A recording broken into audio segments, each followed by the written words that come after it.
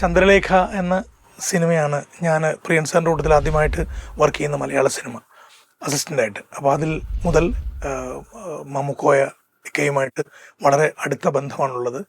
ഞാൻ അവരിൽ കണ്ട ഏറ്റവും വലിയ പ്രത്യേകത, മമ്മുക്കോയയെ നമ്മൾ തമാശ പറയുന്ന, തമാശകൾ ചെയ്യുന്ന, കാലുവഴിക്ക് വീഴുന്ന ആളായിട്ടാണ് നമ്മൾ കണ്ടിട്ടുള്ളത്. അദ്ദേഹത്തിൻ്റെ പ്രത്യേക അപ്പിയറൻസും ഒക്കെയാണ് നമ്മളെപ്പോഴും ചിരിപ്പിക്കാറ്.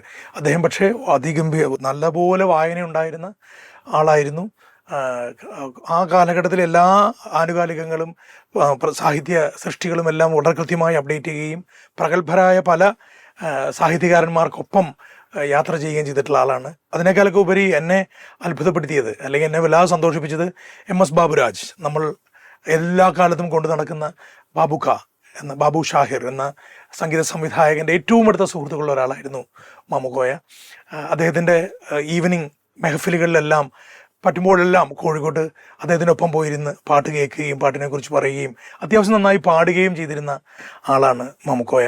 കോമഡി സിനിമകളിലൂടെ കൊമേഡിയനായിട്ടാണ് മമ്മുക്കോയെ ലോകം അറിഞ്ഞതെങ്കിലും മധുര നൊമ്പരക്കാറ്റ് പോലുള്ള സിനിമകളിലൂടെ അദ്ദേഹത്തിൻ്റെ അഭിനയ മികവും ഒക്കെ നമ്മൾ കണ്ടതാണ്. ഏതായാലും അദ്ദേഹത്തിൻ്റെ ഭൗതികമായിട്ടുള്ള വിയോഗം മാത്രമാണ് സംഭവിച്ചിട്ടുള്ളത്. തമാശകളും ഒക്കെയായി അദ്ദേഹം നമ്മുടെ കൂടെ എപ്പോഴും ഉണ്ടാവും.